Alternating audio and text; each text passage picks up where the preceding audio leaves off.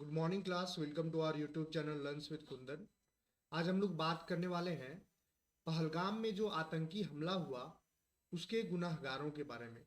5 आतंकी थे और पांचों आतंकियों ने हमला करके 26 निहत्थे लोगों की जान लेने के बाद कहाँ चले गए, क्या सेना की जवान उन्हें अभी पकड़ पाई है या वे अभी भी फरार है, और उनको पकड़ना कितना चुनौती भरा होगा और वे कहाँ छुपे हुए हैं, इसके बारे में हम लोग बात करेंगे आज।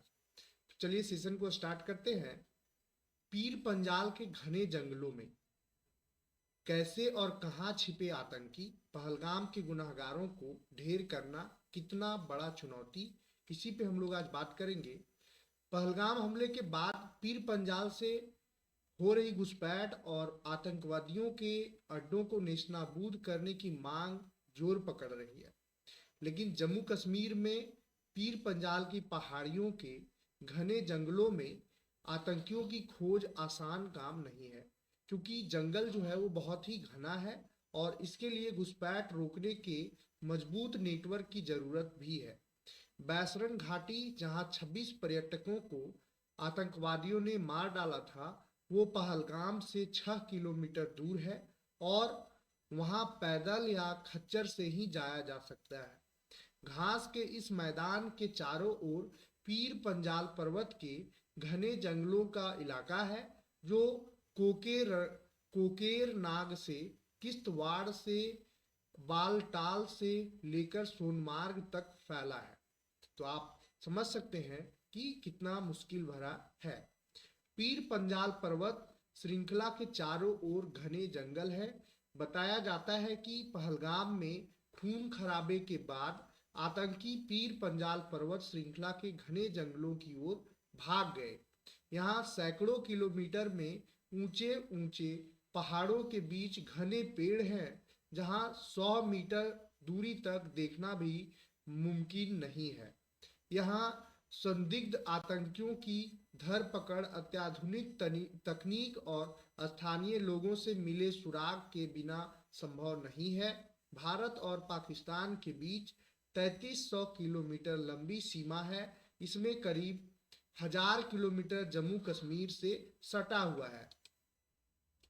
सुरक्षा न होने की जानकारी उन्हें, आतंकियों को संभवतः थी। जानकारी थी कि पहलगाम के निकट बैसरन घाटी में सुरक्षा नहीं होती है। सीसीटीवी कैमरे भी लगाए नहीं गए हैं। यहाँ से 5 किलोमीटर की दूरी पर सीआरपीएफ कैंप है। वहां से जवानों के पहुंचने में 30 मिनट कम से कम वक्त लगता है।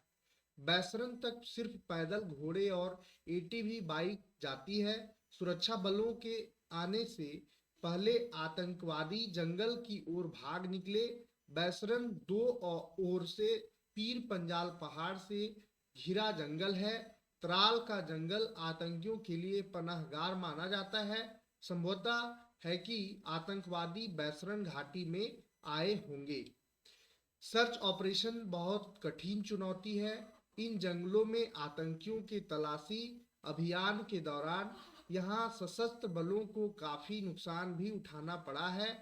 पूंछ, राजौरी, कठुआ, डोजा क्षेत्र में ऐसे सर्च ऑपरेशन और एनकाउंटर के दौरान करीब 50 जवान शहीद हुए हैं। शायद यही वजह है कि पाकिस्तान ऐसे खूंखार और ऐसे गुरिल्ला लड़ाई में माहिर आतंकियों को अत्याधुनिक संचार उपकरणों के साथ आतंकी हमलों के लिए भेजता है, जिन्हें खोज कर ढेर करना मुश्किल है। बताया जाता है कि पहलगाम में भी करीब 3 विदेशी आतंकी शामिल थे।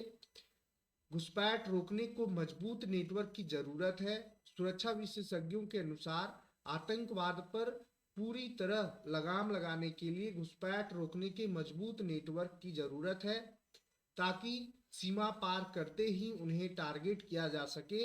इसमें ऐसी बाढ़ जो लांघी ना जा सके, मजबूत इंटेलिजेंस नेटवर्क और सीमावर्ती इलाकों में निगरानी करने वाले तेज तरार जवानों की दरकार है। घाटी में अब स्थानीय आतंकियों की भागीदारी काफी कम है। पिछले साल आतंकवाद रोधी अभियान के दौरान जो 63 आतंकी मारे गए उनमें से 60% से ज्यादा विदेशी थे। बाड़बंदी से घुसपैठ में आई कमी।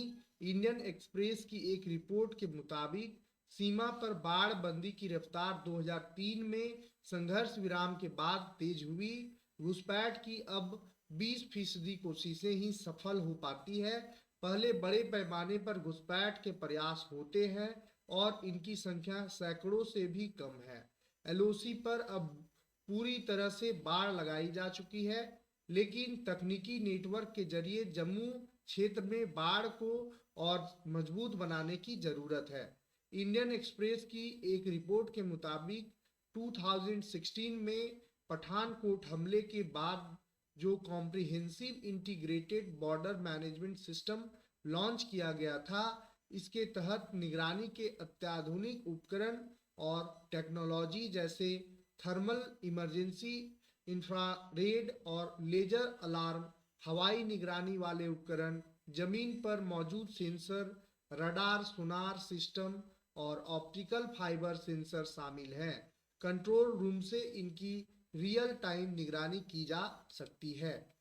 इस तरह से बॉर्डर 2025 तक सील हो सकेगा। बॉर्डर को दिसंबर 2025 तक पूरी तरह सील किया जा सकता है। इसमें नदियों, खाई जैसे इलाकों में मजबूत निगरानी ग्रिड बनाने की चुनौती भी है। बर्फबारी के दौरान घाटी के ऊंचे इलाकों में 50 फीट तक बर्फ जमा हो जाता है। हर साल 1/3 बाढ़ इस कारण खराब हो जाती है। खंभे गिर जाते हैं और तार टूट जाते हैं और कई महीनों तक उनकी मरम्मत करना मुश्किल होता है। ऊंचे नीचे इलाकों में इनकी मरम्मत भी आसान नहीं है। प्रशिक्षित आतंकी 3 लेयर वाली ऐसी बाढ़ को काटने में माहिर होते हैं। एलओसी पर 24 घंटे निगरानी के लिए बड़े पैमाने पर सैनिकों की जरूरत पड़ेगी। रात में देख सकने वाले चश्मे भी ज़्यादा दिनों तक नहीं चलते, लिहाजा स्मार्ट फेसिंग की जरूरत है जो सेंसर से लैस हो, यानी उसमें किसी भी तरह की छेड़छाड़ के साथ ही अलार्म चला जाए। इस तरह से 2025 तक बाढ़ बनाने का संभावना जो है वो काफ़ी ज़्यादा है। आतंकवादी को पकड़ना इस वजह से थोड़ा मुश्किल है क्योंकि पीर पंजाल के घने जंगलों में वे छुपे हुए हो सकते हैं, ऐसा मानना है। धन्यवाद।